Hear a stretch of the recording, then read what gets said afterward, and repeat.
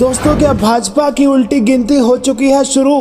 और क्या कर्नाटक का चुनाव जीतकर कांग्रेस 2024 में जीतेगी दिल्ली में लोकसभा का चुनाव?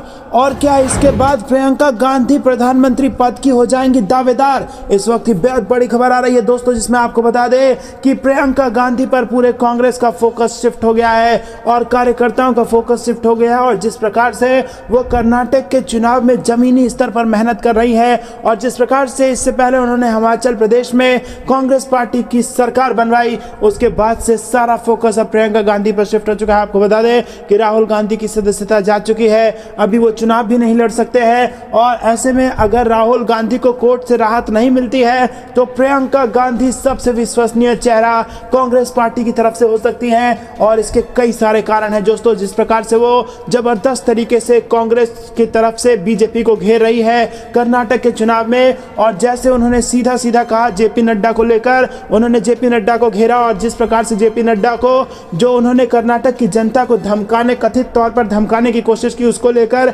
जेपी नड्डा को घेरा और जिस प्रकार से उनकी रैलियों में जबरदस्त भीड़ देखने को मिल रही है, उससे कहीं ना कहीं ये लगता है कि हिमाचल के बाद अब कर्नाटक भी कांग्रेस की झोली में आने जा रहा है और कर्नाटक में भी कांग्रेस सरकार बनाने वाली है। दोस्तों, इसी मोमेंटम को जारी रखते हुए अगर प्रियंका गांधी ने अपना जादू राजस्थान और मध्य प्रदेश के चुनाव में भी दिखा दिया और इन सभी राज्यों में अगर कांग्रेस की सरकार बन गई तो ये कहना गलत नहीं होगा कि 2024 के लिए एक महिला प्रधानमंत्री के रूप में प्रियंका गांधी का चेहरा सबसे लोकप्रिय चेहरा बन सकता है। क्योंकि कई लोग आज भी प्रियंका गांधी में इंदिरा गांधी का रूप देखते हैं और अगर ऐसे में राहुल गांधी की सदस्यता वापस नहीं हुई और अगर उन पर से चुनाव लड़ने का प्रतिबंध उन पर से नहीं हटा तो ऐसे में जो सबसे विश्वसनीय चेहरा, सबसे भरोसेमंद चेहरा और सबसे बड़ा चेहरा कांग्रेस के पास एक महिला प्रधानमंत्री के रूप में होगा तो वो प्रियंका गांधी का होगा। तो दोस्तों, आपको क्या कुछ लगता है कमेंट में जरूर बताइए।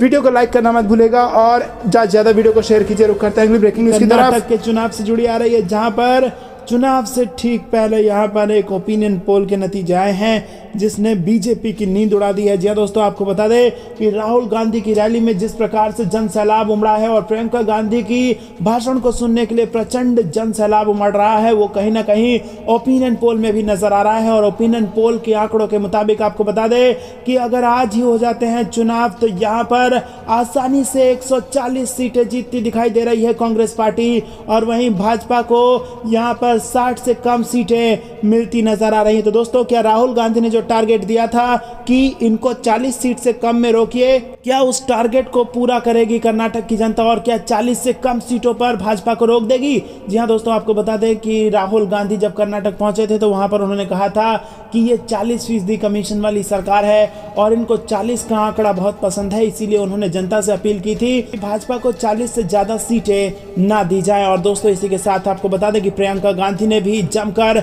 बीजेपी के कथित भ्रष्टाचारों पर हमला बोला था और यहां पर सरकार बदलने का दावा किया था। और जो ओपिनियन पोल आ रहा है वो ये दिखा रहा है कि कांग्रेस के बड़े नेता राहुल गांधी, प्रियंका गांधी जो बोल रहे हैं जनता में उसका असर हो रहा है और जनता अपनी वोट की ताकत से बीजेपी को सत्ता से बाहर कर सकती है इस विधानसभा के चुनाव में। दोस्तों, रुक करते हैं अगली ब्रेकिंग न्यूज की तरफ। कांग्रेस ने भाजपा पर लगाया आरक्षण रोकने का आरोप, कहा हर किसी को धोखा दे रही है वो मई सरकार। जी हां दोस्तों, कर्नाटक में विधानसभा चुनाव में अब 15 दिन से भी कम का समय बचा है। ऐसे में अब कांग्रेस और भाजपा के बीच आरोप प्रत्यारोप के दौर शुरू हो गया है और इसी क्रम में कांग्रेस ने भाजपा पर आरक्षण को लेकर जोरदार हमला बोला। कांग्रेस के राज्यसभा सांसद रणदीप सुरजेवाला ने कहा कि भाजपा और मुंबई सरकार ने 27 मार्च 2023 के अपने स्वयं के आरक्षण आदेश पर रोक लगाने का अक्षम्य पाप किया है।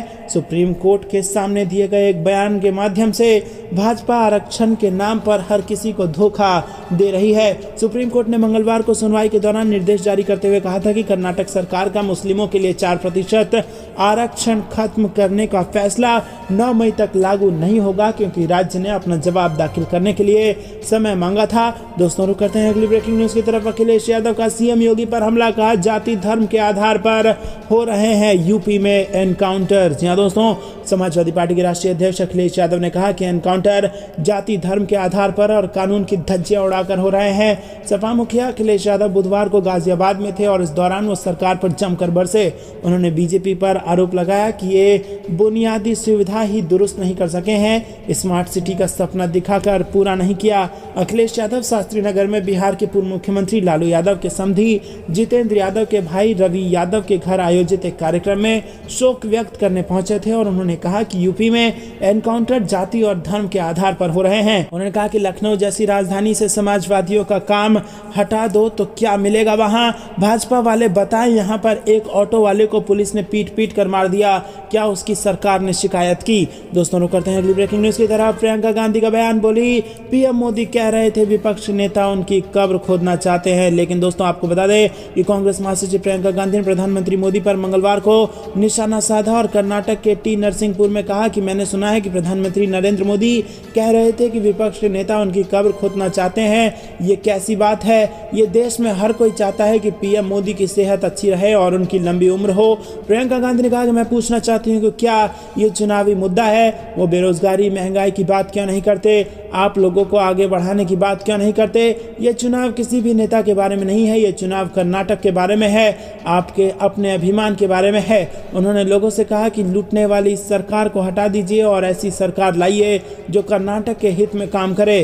कांग्रेस नेत्री प्रियंका गांधी ने कहा कि पिछली बार आप लोगों ने कांग्रेस और जनता दल की सरकार चुनी थी और बीजेपी ने तोड़फोड़ करके उस सरकार को गिरा दिया और अपनी सरकार बना ली। बीजेपी की सरकार शुरू से ही एक धोखा थी और बीजेपी की सरकार लालच के आधार पर बनी तो लालच के आधार पर ही निर्णय लेती रही। इसका नतीजा ये रहा कि जो काम करने चाहिए थे वो नहीं किए गए। दोस्तों रुक करते हैं अगली ब्रेकिंग न्यूज की तरफ। पीएम केयर्स को लेकर श्वेत पत्र जारी करे सरकार, कांग्रेस ने एक नए मुद्दे पर बीजेपी को घेरा। जी हां दोस्तों, आपको बता दें कि कांग्रेस ने पीएम केयर्स फंड को हर स्तर पर मोदी सरकार की निराधार पहल करार देते हुए कहा कि इसमें पारदर्शिता और जवाबदेही का अभाव है, इसीलिए इस बारे में श्वेत पत्र जारी किया जाना चाहिए। कांग्रेस प्रवक्ता अभिषेक मनु सिंघवी ने मंगलवार को यहां पार्टी मुख्यालय में संवाददाता सम्मेलन में कहा कि इस निधि में बड़े स्तर पर पैसा आ रहा है और खर्च हो रहा है, लेकिन आश्चर्य की बात यह है कि देश में इतने बड़े स्तर पर इस निधि से पैसे का आय व्यय हो रहा है, लेकिन इसका ना कोई कानूनी आधार है और ना ही इस बारे में विधायिका की कोई अधिसूचना है। उन्होंने कहा कि पीएम फंड या प्रादेशिक फंड जब सूचना के आधार के तहत होते हैं, लेकिन इसको लेकर इस तरह का कोई कानून नहीं है। रुक करते हैं अगली ब्रेकिंग न्यूज की तरफ। महाराष्ट्र वाला खेल करना चाहते थे और खुद सत्ता से बेदखल हो गए। बिहार में बीजेपी पर तेजस्वी यादव का करारा हमला। जी हां दोस्तों, आपको बता दें कि बिहार के उप मुख्यमंत्री तेजस्वी यादव ने बीजेपी पर जमकर निशाना साधा और बीजेपी को निशाने पर लेते हुए तेजस्वी यादव ने कहा कि बीजेपी वाले बिहार में भी महाराष्ट्र वाला खेल करने चले थे तो हो गई उनके साथ वही खेल और उनको पता भी नहीं चला। सरकार गिराने चले थे और खुद सत्ता से बेदखल हो गए। बिहार के उप मुख्यमंत्री तेजस्वी यादव मंगलवार को हेलीकॉप्टर से पूर्वी चंपारण जिले के कोटवा प्रखंड क्षेत्र में पहुंचे थे। वहीं अपने राजद कोटे के कल्याणपुर विधायक मनोज यादव के पिता एवं पूर्व विधायक जमुना यादव के 9वीं पुण्यतिथि पर आयोजित कार्यक्रम में हिस्सा लेने तेजस्वी यादव पहुंचे। कार्यक्रम कोटवा प्रखंड के जमुया गाँव में आयोजन किया गया था। पहले वीडियो को लाइक, चैनल को सब्सक्राइब और बेल आइकन दबाकर कमेंट में लिखिए जय हिंद, जय भारत।